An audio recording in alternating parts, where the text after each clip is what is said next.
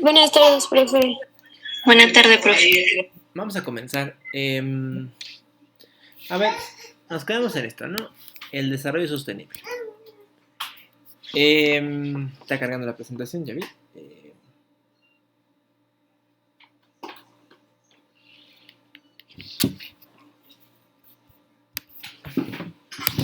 Esperen.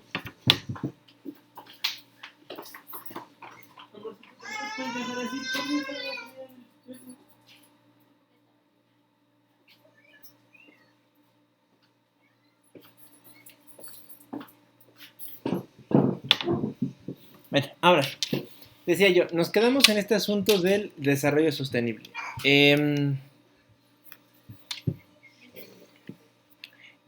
Habíamos avanzado a señalar estos elementos, ¿no? Cómo el tema del desarrollo y el tema ambiental aparecen en la Agenda de Naciones Unidas, sobre todo como un asunto, digamos, marginal, y hay que decirlo así. Ya leímos los textos de la Carta de Naciones Unidas y en general la Carta no habla específicamente de desarrollo económico y social. Habla del progreso material, de mejorar las condiciones sociales, económicas, culturales y humanitarias, ¿no? Le da muchas vueltas. El tema de desarrollo es una construcción, digamos, teórica de los 60, ¿no?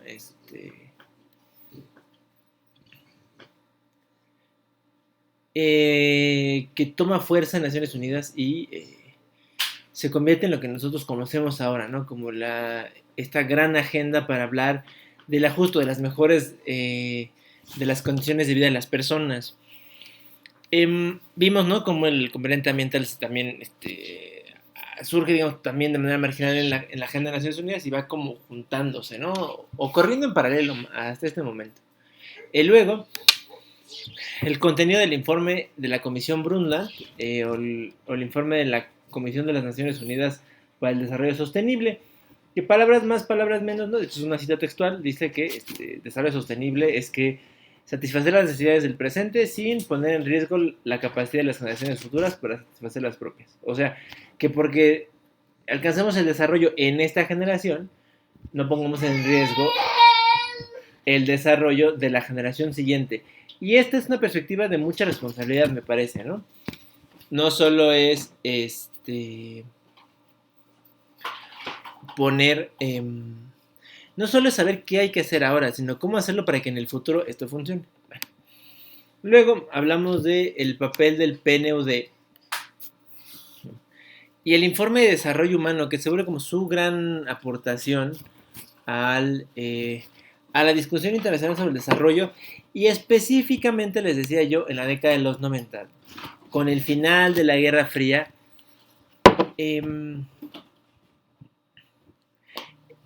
las Naciones Unidas, ¿no?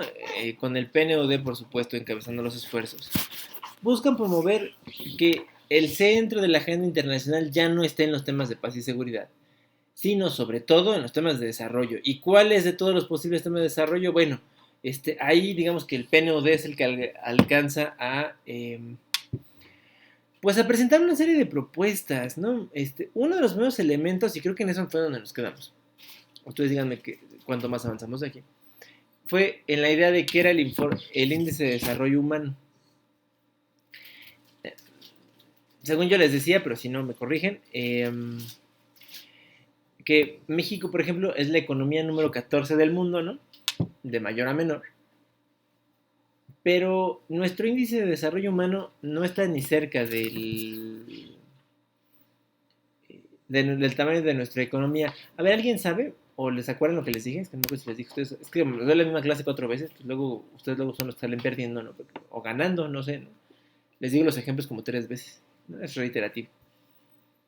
Pero bueno, si no les dije no pasa nada, ¿dónde creen que estemos? ¿En los primeros 20 mejores? ¿En los 50 mejores? ¿En los 100 mejores? Y ya más, pues ya no hay ningún nivel de mejora, ¿no?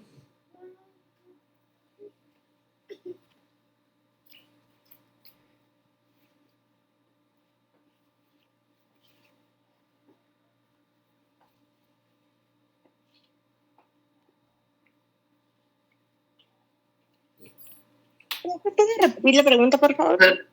Claro que sí. Les decía yo que por tamaño de la economía, somos la economía número 14 del mundo. Bien, Brandon, ¿no? Pero por su índice de desarrollo humano, México se ubicaba, ya lo dijo Brandon, en un nivel medio alto. ¿Pero eso qué significa? O sea, por eso les digo, a ver, hagan una estimación, ¿cuánto creen que sea medio alto? Que estemos en los 20 primeros, en los 50 primeros, en los 100 primeros, y ya pues, lo demás pues no es medio alto, ¿verdad? ¿Ustedes qué creen? Yo digo que en los 20 primeros. Ok, Nayeli sigue los 20 primeros. Yo creería que los 100 primeros. Marco Antonio se echa los 100 primeros, ok. ¿Los demás? Los 50 primeros. Rosa le va a los 50 primeros. Somos el 54. O sea, que los... Está como difícil, ¿no? Es exacto, Brandon. O sea, no somos los primeros del mundo, pero en la región sí. La verdad es que solo Chile, Cuba está por encima de nosotros. No me acuerdo si este año, bueno, en la última medición todavía, pero al menos fíjense, durante la década del 2000, Cuba estuvo por encima de México varias veces, ¿no? A ver, ¿qué mide el índice de desarrollo humano? ¿Verdad? También hay que decirlo. Mide nivel de ingreso,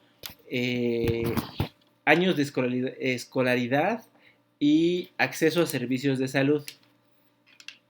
Entonces, eso explica por qué Cuba de pronto está más arriba de nosotros. Ahora, el nivel 54, digo, para que se den una idea, México empezó como en el lugar 79 en la primera medición de los 90. O sea, hemos avanzado en el índice, ¿no? Nos hemos quedado, eso está bien, pero todavía falta mucho, ¿no? Además, el índice ha permitido, el PNUD o sea, no lo planeó así, pero bueno, ha funcionado como un mecanismo para medir niveles de desigualdad. O sea, no está pensado para eso. De hecho, el índice no se pensó para desigualdad, pero ha servido porque permite ver unas cosas que son así como pues de llamar la atención al menos, ¿no? La primera es, en la Ciudad de México, la alcaldía Benito Juárez tiene un índice de desarrollo humano cercano a la de cualquier país europeo, digamos que ubicado en las 10 primeras posiciones. O sea, Suecia, Suiza, no le piden nada a la alcaldía Benito Juárez. Y también los municipios de la Sierra Tarahumara en Chihuahua tienen un índice de desarrollo humano como lo tiene cualquier país en el África subsahariana. O sea, en el mismo país, en México, conviven dos municipios, bueno, varios pues, pero estos dos que están en los extremos. Esto, fíjense, sin querer les digo, el Programa de las Naciones Unidas para el Desarrollo ha promovido estas discusiones, ¿no? Sobre qué es el desarrollo, cómo medimos el desarrollo, qué es la pobreza, si se puede medir o no. Sobre todo, ¿qué se puede hacer? Lo importante de las discusiones en el PNUD, y eso se ha buscado desde los 90, es no solo señalar los problemas, porque esos son muy evidentes, ¿no? El hambre, la falta de ingreso, la falta de vivienda, los pocos años de escolaridad o la escolaridad deficiente, esos son problemas, ¿no? Y, falta de acceso a servicios a la salud o servicios de salud deficientes. O sea, todo eso está, digamos, es fácil hacer un diagnóstico. Ahora, lo difícil en realidad es presentar soluciones y soluciones que funcionen en la medida en que todos los países tienen condiciones, aunque similares, distintas, ¿no? O sea, un asunto similar solo quiere decir que hay algunas características que se parecen, ¿no? Pero en el fondo son situaciones distintas. Bueno, pues estas cosas ha medido el índice de desarrollo humano del PNUD y luego otra cosa que hizo el PNUD en los 90, ¿no? Y que vamos a destacar ahora, sobre todo porque ustedes ya lo leyeron cuando hicieron su trabajo sobre la seguridad y los diferentes niveles, de los diferentes enfoques. La seguridad humana, fíjense que en el 94, o sea, uno de los primeros informes de el PNUD estuvo dedicado a este tema que además los expertos del PNUD se le inventaron, no existía en ningún lugar de la literatura, no había ningún académico que anduviera pregonando la seguridad humana. Los expertos del PNUD ahí se inventaron un término, pero fíjense, pensando en que la seguridad, como la Guerra Fría había terminado, ya no era un asunto relevante, y queríamos que la agenda de desarrollo se volviera más relevante, pues ¿por qué no acuñábamos un término nuevo, ¿no? El de la seguridad humana. ¿Habrá alguien se acuerda qué es la seguridad humana? ¿O cómo se representa? ¿O qué la caracteriza?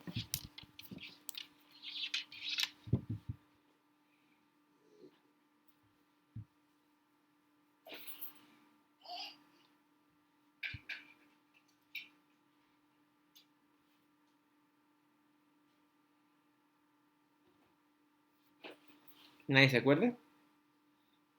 3, 2, 1. Bueno, consiste como en proteger las amenazas y, no sé, la esencia vital de todas las vidas humanas, de forma en que pues se pueda dar la libertad y la plena pues realización de esto mismo, ¿no?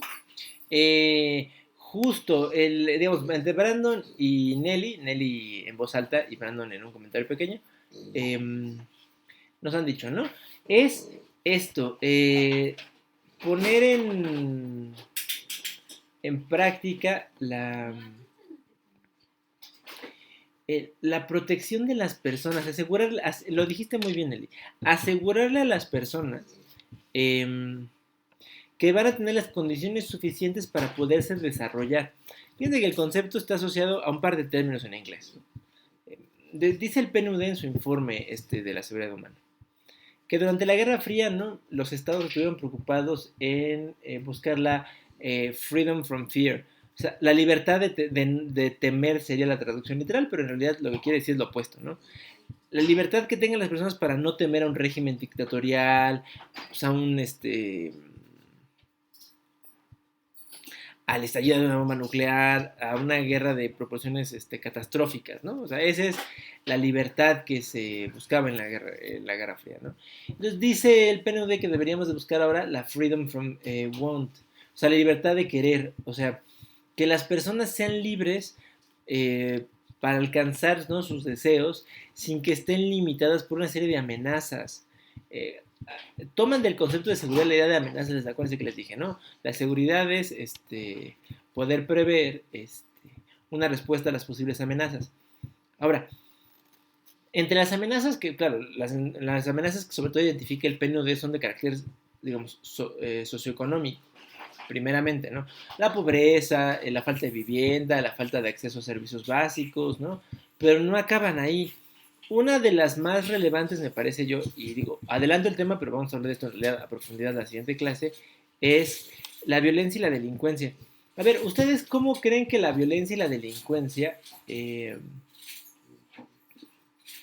impacta el desarrollo? ¿Creen que sí tengan que ver, que no tengan que ver? ¿Quién sabe más o menos?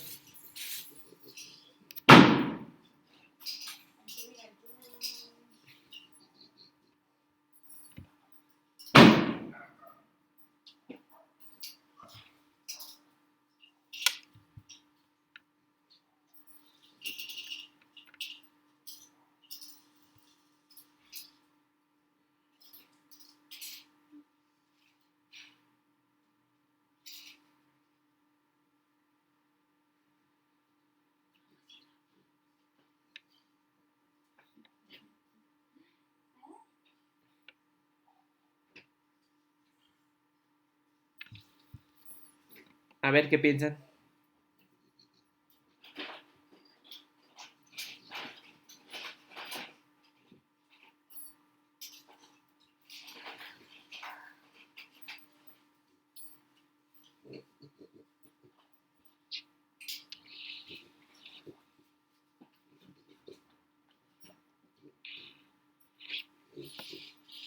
¿Cómo creen que la violencia o la delincuencia? A ver, dice Brandon. Sí, porque como el desarrollo está reflejado en la educación y en la misma cultura,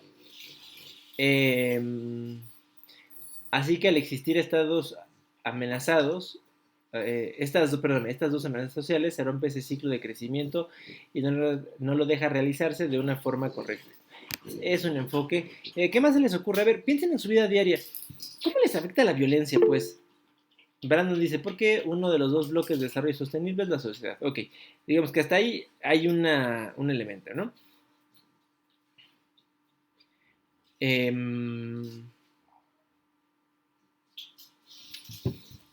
Bueno, no es el único, ¿no? ¿Qué otra cosa? A ver, les digo, traten de pensar en su vida diaria. ¿Cómo les afecta la violencia para cumplir? Háganse de cuenta, el desarrollo, véalo sobre todo como las metas que tienen ustedes mismos para prosperar. O sea, piensen en sus objetivos de vida de todos ustedes. ¿Cómo la violencia y la delincuencia pueden impedir que ustedes logren sus objetivos? A ver, los oigo.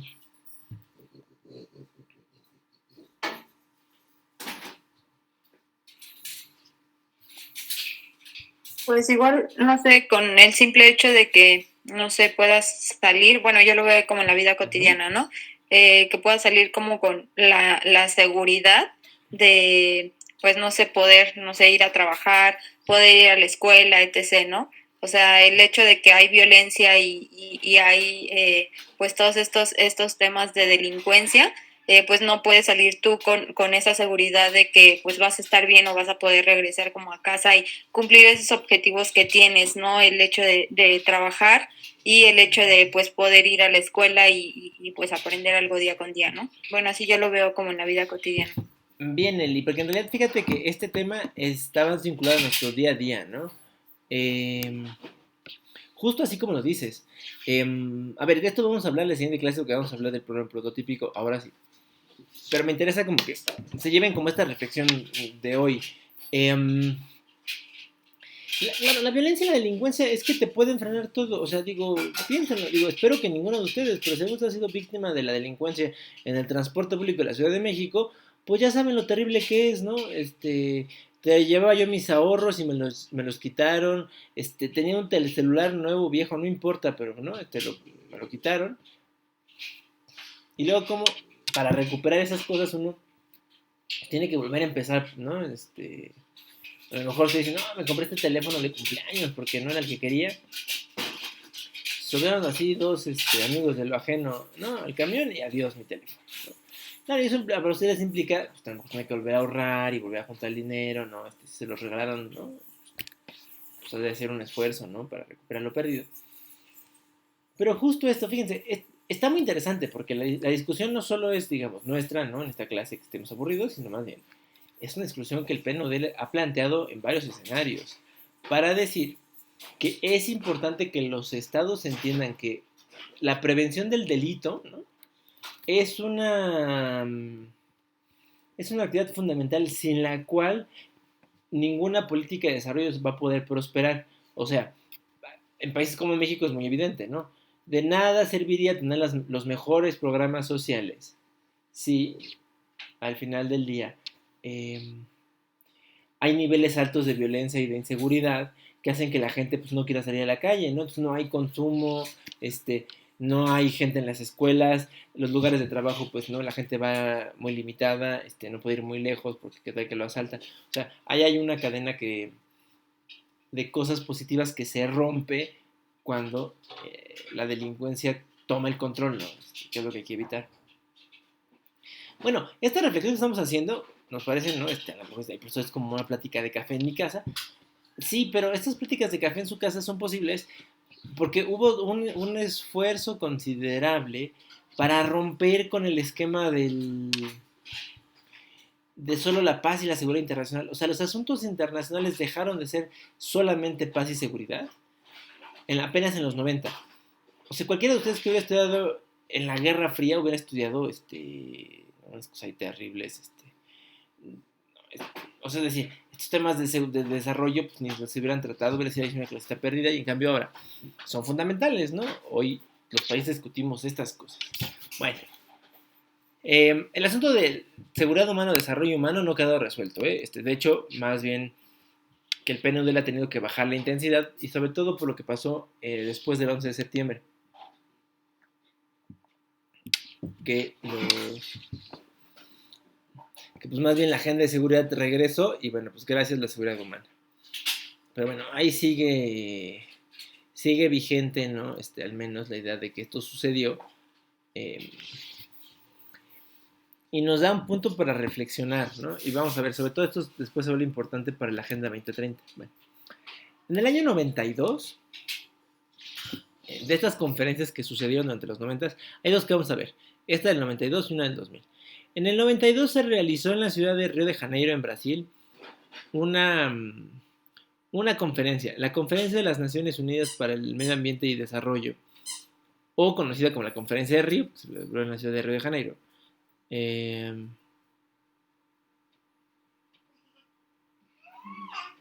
Y en esta conferencia hay un cambio de enfoque. Yo les dije, ¿no? En la conferencia de Estocolmo del 72, a 20 años antes que esta,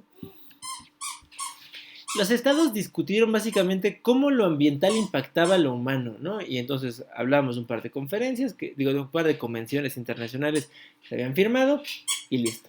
Bueno, aquí hay un cambio de enfoque.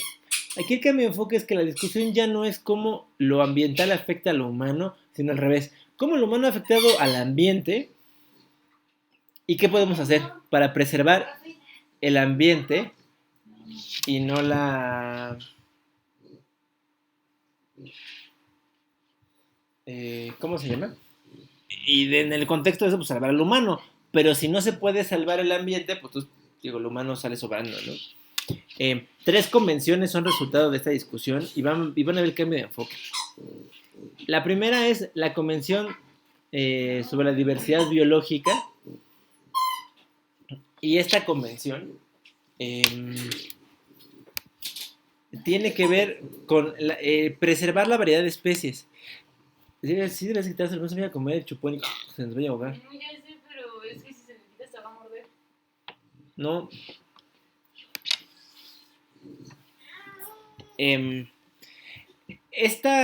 Cuando hablo de la diversidad de especies, parece bobo, ¿no? O sea, pero por eso, pues, ¿qué tiene que ver la diversidad de especies? Bueno, en la mañana di un ejemplo que me pareció muy interesante y vamos a hablar de él. A ver, ¿cuál es la importancia de las abejas en este planeta? ¿Por qué nos importan las abejas? ¿O no importan y las matamos a todos? A ver, los escucho.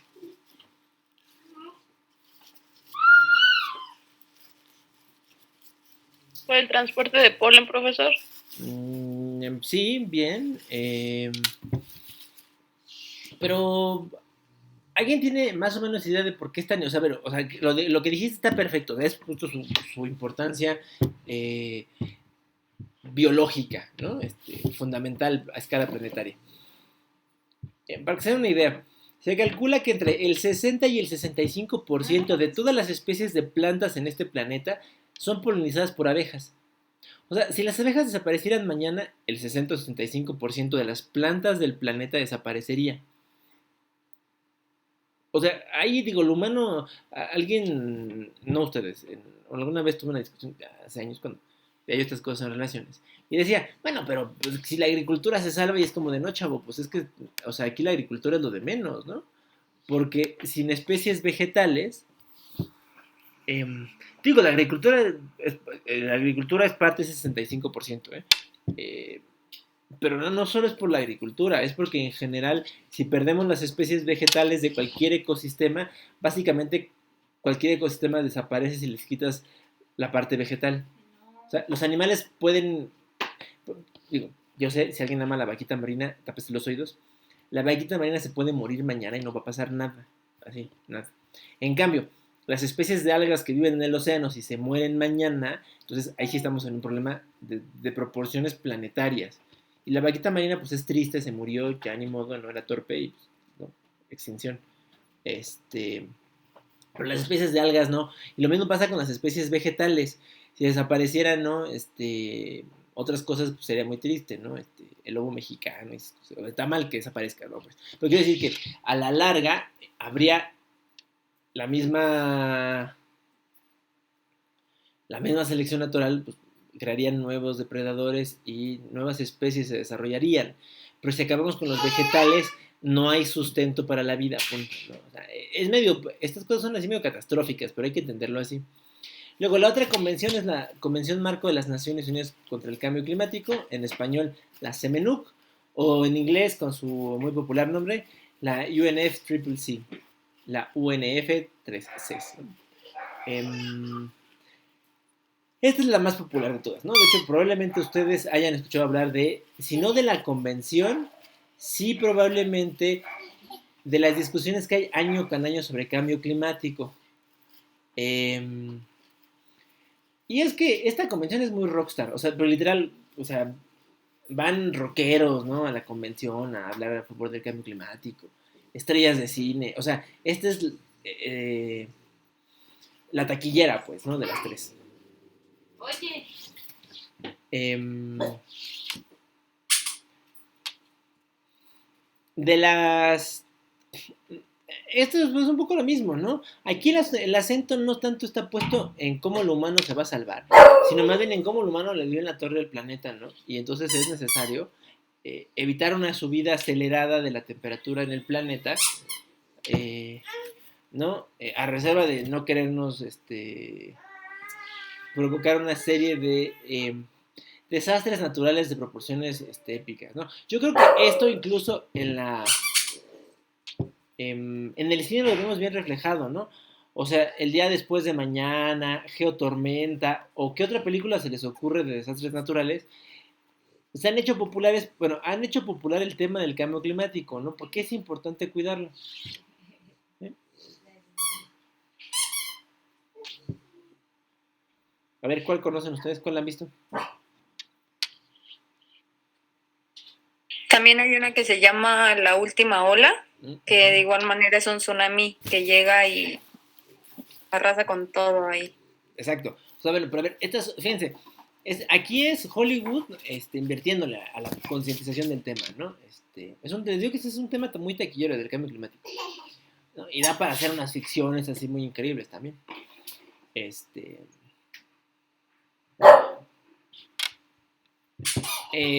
Bueno, la tercera convención es la Convención de las Naciones Unidas para la lucha contra la desertificación, la CENULD. Qué feos siglas tienen, ¿no? Es que generan unas siglas muy poco atractivas. Esta convención está pensada para combatir un asunto que se parece a los anteriores, ¿no? O sea, catastrófico. Y aunque suena a desiertos, esto no solo tiene que ver con desiertos, sino que es una convención para evitar la erosión de los suelos. Se parece un poco a la de la diversidad biológica, ¿no? Aquí lo que queremos es que haya suelos fértiles. Ahora, suelos fértiles no solo para la agricultura, ¿eh? De hecho, para el resto de las cosas vivas que hay en esta tierra, ¿no? Porque es lo mismo, ¿no? Si desaparecieran los suelos fértiles o se redujeran de manera considerable, lo que sucedería es que otra vez se acaban las especies vegetales y adiós vida sobre la tierra, ¿no? Tenía un jefe que había negociado las convenciones de Río, las tres, ¿no? Le había estado en Río de Janeiro en el 92, y me decía que de las tres, la hermana pobre era la Convención contra la Desertificación, porque cuando se redactó mucho pensando en África, pero el problema no solo es africano, es un problema de la humanidad, ¿no? Donde quiera que estemos.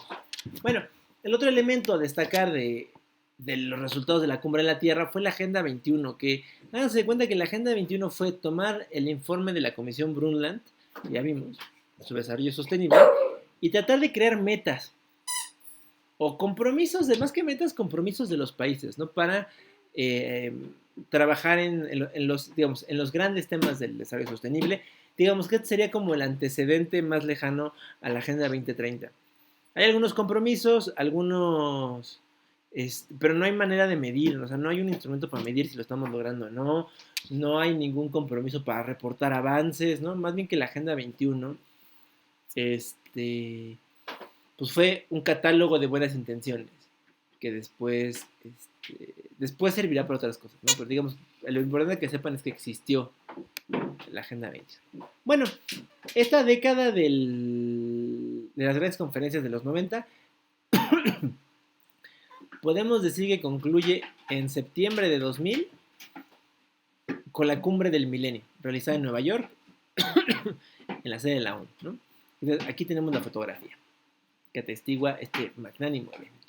Bueno, es la conclusión natural de la década en dos sentidos. En su sentido temporal, porque es la penúltima. La última conferencia, de hecho, fue una conferencia que se realizó aquí en Monterrey, que ustedes conocen probablemente más por el incidente que hubo alrededor que por el contenido mismo de la conferencia. ¿Conocen la anécdota del cómo y si te vas?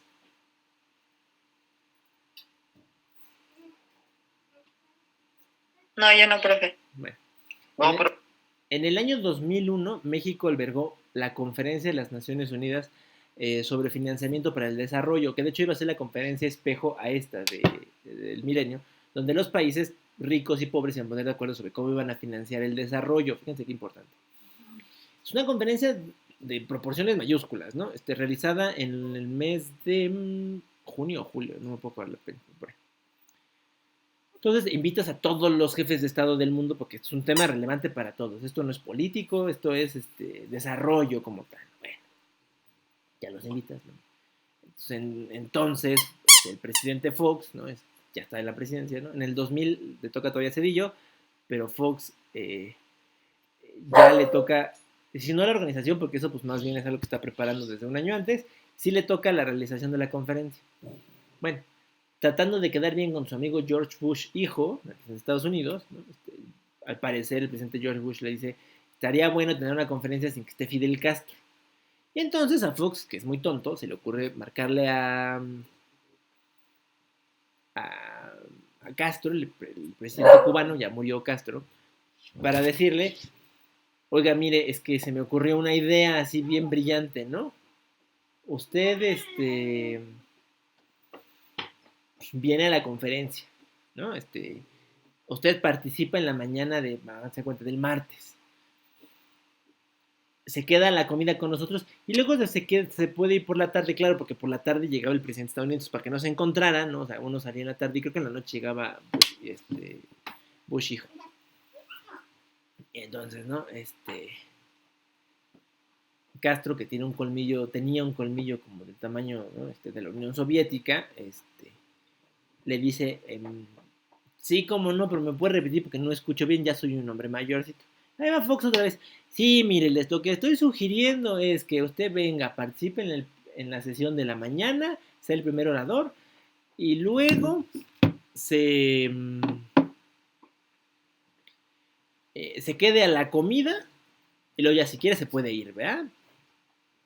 ¿Y por qué? No, todavía, no, es que Castro era una cosa muy inteligente, ¿no? Y le dice, pues sí, mira, le cuenta a Fox torpe, le cuenta, no, es que mira, pues viene el presidente gringo y me pidió muy amablemente, ¿no? Que no haya roces, y pues a mí me parece una muy buena idea. Déjeme lo consulto. Y Castro, que es muy listo, ¿no? Lo que hace es no consultar a nadie, sino publicar la grabación. Se publica la grabación del Comes y te vas. Por eso es el Comes y te vas, porque vienes a la conferencia, hablas, comes y te vas.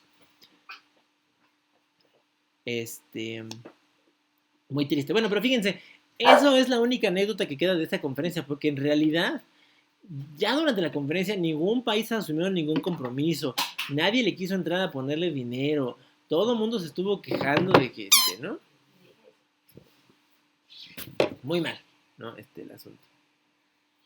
Ese era el cierre de la gran década de las conferencias, pero pues como eso es muy triste, nos quedamos con la cumbre del milenio. Bueno, una cosa que se adopta en la cumbre del milenio en el 2000 es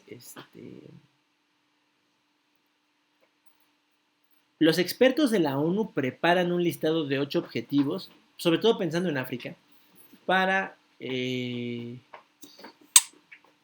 tratar de hacerle frente al tema de la pobreza y otras como el gran enemigo a vencer del siglo XXI, ¿no? Esta se puede decir que es una conferencia que tiene un sentido milenarista. Fíjense que en Occidente existe al menos desde el año 1000, ¿no? Una tendencia a que cada cambio de milenio se convierta, no solo es un asunto, digamos, cronológico, cambia el tiempo, o sea, cambia el milenio, sino que sea un asunto, digamos, más profundo, ¿no? En el medievo, en el año 1000, hubo un montón de monjes, ¿no? Que predijeron que iba a ser, el año 1000 era el año de la venida de Cristo y una serie de transformaciones ahí medio, místicas, ¿no? Que no sucedieron, pero, bueno, dejaron el término, y en la cumbre del milenio es un poco milenarista, o sea, el siglo XXI, ¿no? El tercer milenio nos va a traer un mundo sin hambre, sin pobreza, sin muerte por enfermedad prevenible, o eso soñaba. Y esos, digamos, compromisos se convirtieron en los objetivos de desarrollo del milenio, que bueno, fueron preparados un poco así como en las rodillas, ¿eh? Bueno, a ver, hay un experto ahí que todavía sigue vivo, ¿no? Jeffrey Sachs, que fue el creador del Objetivo de Desarrollo del Milenio. tenía alguna idea. Es un académico serio, digo, con todo respeto para el doctor Sachs, pero muy quizá desligado de la parte de la implementación, o sea, buenas intenciones, pero sin decirnos cómo, pues son malas intenciones. Una de las características de los objetivos de desarrollo del milenio es que tenían como fecha de vencimiento el año 2015. ¿Por qué? Porque esa le gustó a Jeffrey Sachs. No crean que no hay ninguna explicación lógica. Solo a Jeffrey Sachs le pareció que era interesante decir, en el 2015 vamos a cumplir estos 8 objetivos, que no se cumplieron. Pero lo que sí es que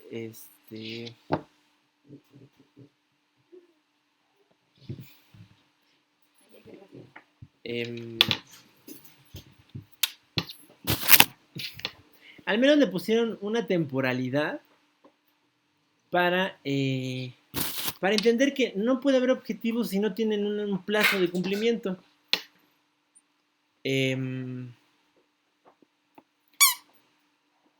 Entonces, cuando se acercaba la fecha del 2015, de hecho, desde 2012, en Naciones Unidas comenzó a haber, digamos, un ruido de qué iba a pasar, ¿no?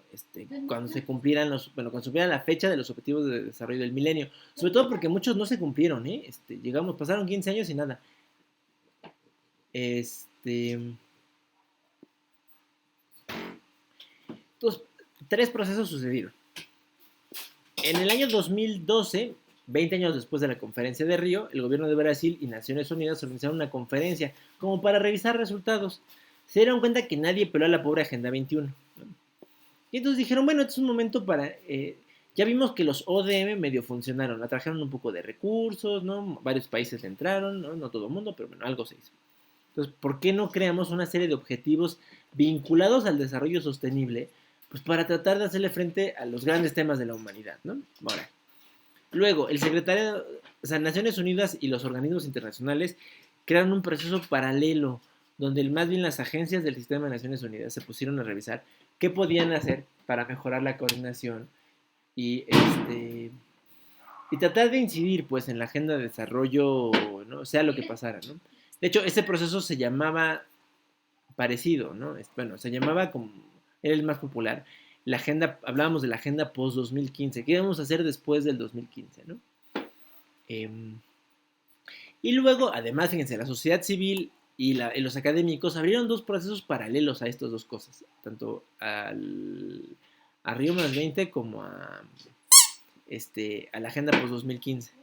Y ese proceso se llamó, bueno, tenían 2 nombres, ¿no? Uno era The Future We Want, y luego el otro era My World. El de Future We Want era un proceso, digamos, donde académicos del mundo convocaron a expertos de otros lugares para ver cómo imaginaban el futuro, ¿no? A dónde íbamos a llegar.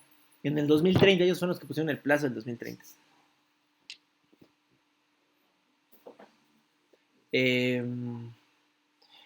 Y luego el de My World era una cosa, estaba padre, ¿no? La verdad es que los chavos de la época, ¿no? O sea, se juntaron varios líderes juveniles, ¿no? Y entonces abrieron un sitio en la web para que jóvenes de diferentes partes del mundo compartieran lo mismo, ¿no? ¿Cuál era el mundo que querían tener, ¿no? Y luego no se quedó ahí en el ejercicio, digamos, ahí introspectivo en mi cabeza, sino esto después se llevó a Naciones Unidas y los países y los organismos escucharon lo que la gente quería, ¿no? Digamos, de la mezcla de estas 3 cosas es que sale la Agenda 2030, que ustedes ya vieron, ¿no? Y lo que le diferencia, digo, más allá de que les hablara de cada objetivo, me parece que aquí hay 2 elementos que hay que destacar de la agenda. El primero es su universalidad. O sea, esta es una agenda que desde el principio se plantea como universal.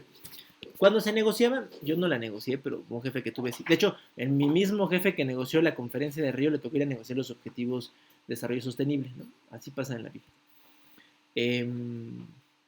Y nos contaba que en alguna sesión donde estaban hablando de desigualdad, que es uno de los ejes centrales de la agenda, tenía al lado al delegado canadiense y le decía al canadiense, no, bueno, pero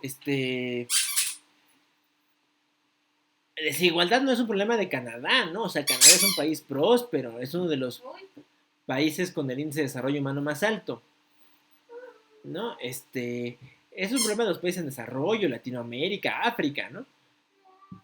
Mi jefe, que era un hombre listo, ya murió. Le decía, Bueno, pero pues, ¿y qué tal las comunidades indígenas canadienses, no? Yo sé que no están en las mejores condiciones. Lo sabía porque había una ONG justo pro indígena canadiense en la sala, ¿no? Acompañando la negociación, que había contado cómo era la historia. Y entonces cuando dice, no, pues eso es un asunto interno, ¿verdad? Eso no tiene nada que ver con desigualdad. Ese es un problema más bien que tenemos ahí interno. La ONG canadiense, por supuesto que se le fue al cuello a su delegado de gobierno para decirle que pues sí es un problema de desigualdades, ¿no? Porque hay algunos canadienses que tienen todo y hay otros como los Inuit, que son lo que diríamos coloquialmente esquimales, que padecen tantas carencias, ¿no? Y entonces ahí se acabó, o sea, ahí fue cuando nos contaba mi jefe, este fue el punto de quiebre, ¿no? Para que el asunto de la universalidad se entendiera, o sea, esta no solo es una agenda de países pobres, es una agenda de todos los países, ¿no? Porque en todos los países hay los mismos problemas. Claro, cada uno tiene sus propias realidades, eso es cierto, ¿no? De hecho, es como un juntos pero no revueltos, ¿no? O sea, todos padecemos del problema de la desigualdad, solo que se expresa de manera diferente en cada país, ¿no? En algunos lugares es un asunto étnico, ¿no? En Estados Unidos piensen las condiciones de vida de la población afrodescendiente contra los blancos, pues, es una diferencia abismal, ¿no? En algunos lugares es un asunto regional. La gente que vive en ciertas regiones vive más o sea, vive en menos peores condiciones que las que viven en otra. En algunos lugares es un asunto histórico, ¿no? Porque hay comunidades que históricamente pues, han dominado y otras que históricamente han sido dominadas, ¿no? La realidad social de cada país cambia.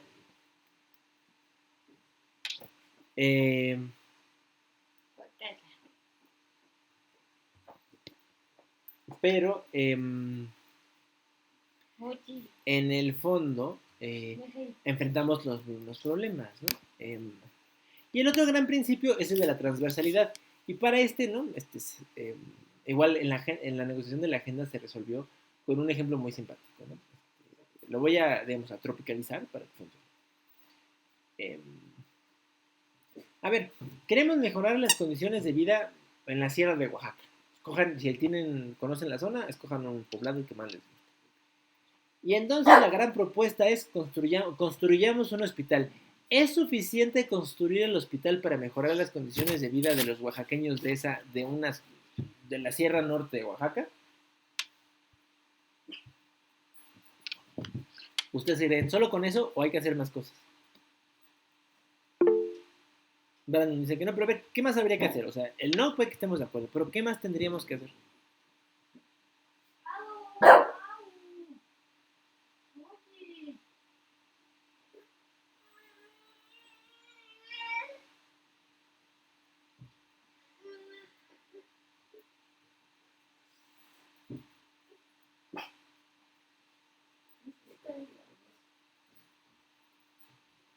Hombre, los oigo.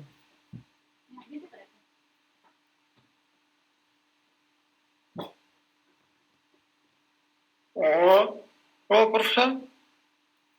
A ver, vamos a mejorar las condiciones de vida en una comunidad. Entonces usted dice, bueno, esto se resuelve construyendo un hospital. ¿Ustedes creen que se resuelve solo con eso?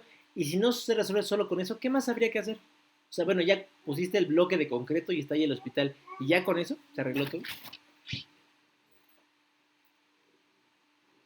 Pues no, faltaría todavía otros medios, ¿no? Para tener una mayor, pues, producción también, ¿no? Y para que, pues, todos tengan de dónde, ¿no?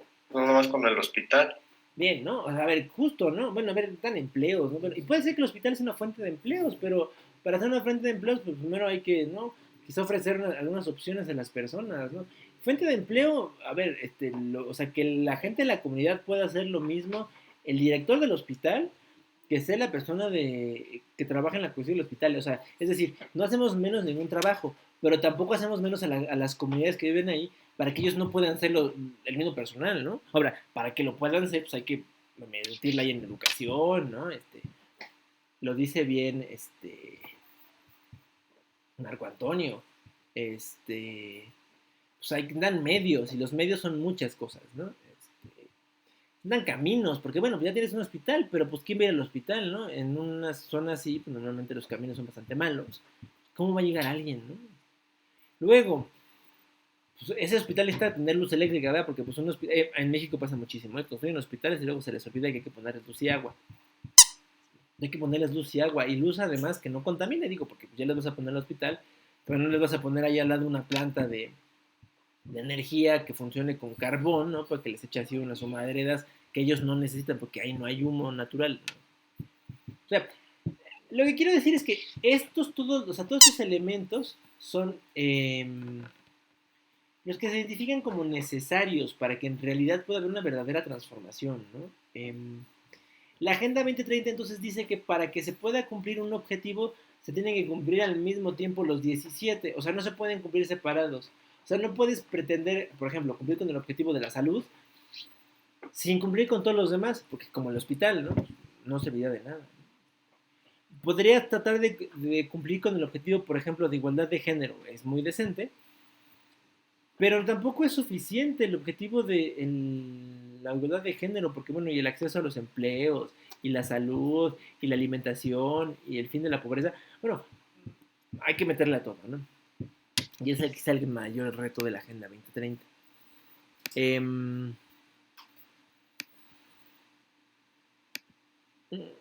Este, digamos, es un párrafo que resume todo lo que he dicho, ¿no?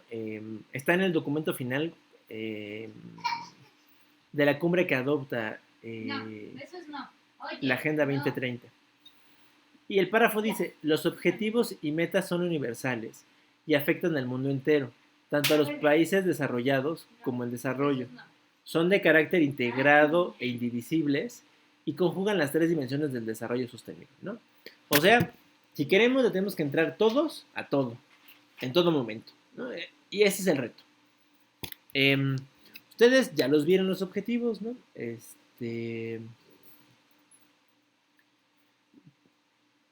Algunos podrían pensar, no, profesor, esto parece un puñado de buenas intenciones, ¿no? Digo, hay métodos para medir que estemos avanzando, o sea, para que justo se note que hay avance. Se diseñaron mecanismos de medición para ir probando que efectivamente se cumple con las metas que contiene cada objetivo. Si no, de otra manera, bueno, pues sí es un catálogo de buenas intenciones.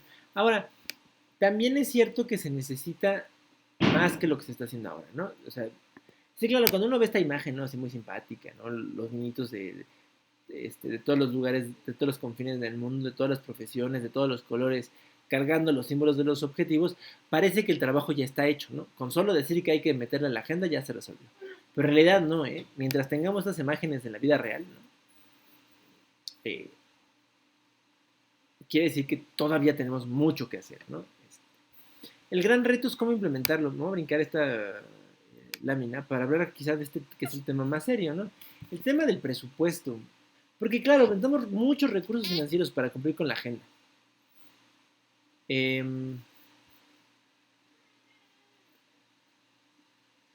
Y eso porque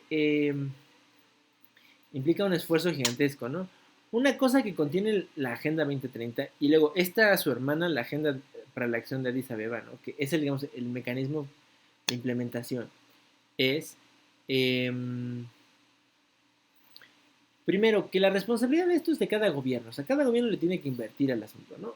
En la clase anterior algunos de sus compañeros me preguntaban, pero el dinero en la cooperación no está porque no se ve. Entonces yo les contestaba muy seriamente a su compañera, bueno, lo que pasa es que los países se han comprometido a que cada uno de ellos tiene que hacer su chamba. Y la cooperación solo sirve para eso, para hacer un poco de ayuda, pero no para resolvérmelo, ¿no?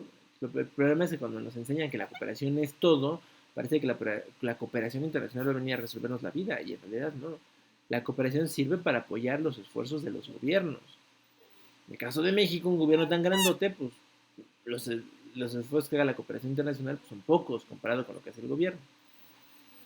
Pues, primero, que cada gobierno es responsable. Segundo, que pues los países que tradicionalmente son donantes, ¿no? Los países ricos, pues que ya no van a dar más presupuesto del que ya han dado históricamente, ¿no? O sea, no esperemos que hubiera una gran se abrieran las carteras pues del mundo desarrollado para la transformación. y que en todo caso, si se requerían más recursos de los ya existentes, iba a ser necesario sumar a nuevos actores.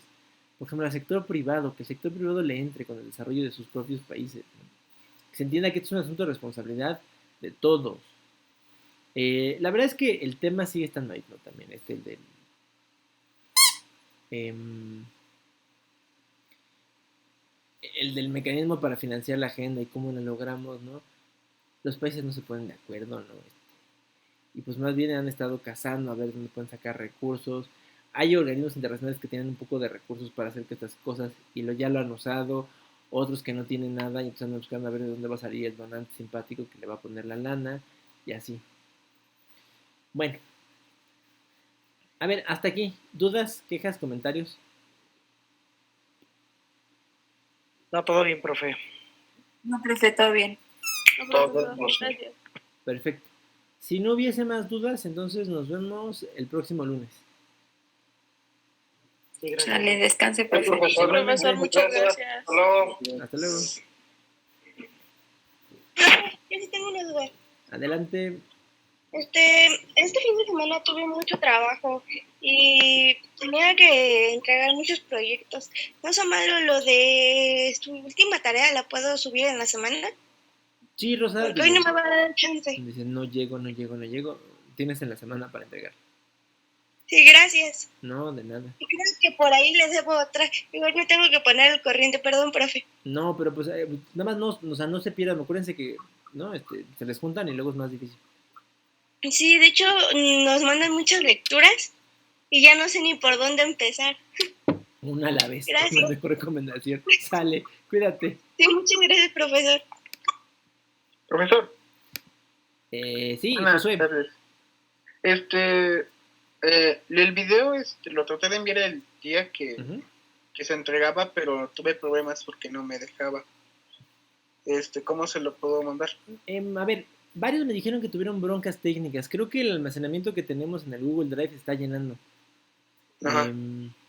Una solución que les proponía yo a tus compañeros de la mañana es que lo suban a YouTube como video privado. O sea, para que no digo, también yo entiendo, hay que respetar la privacidad de ustedes, ¿no? Y no se trata de que todo el mundo lo vea.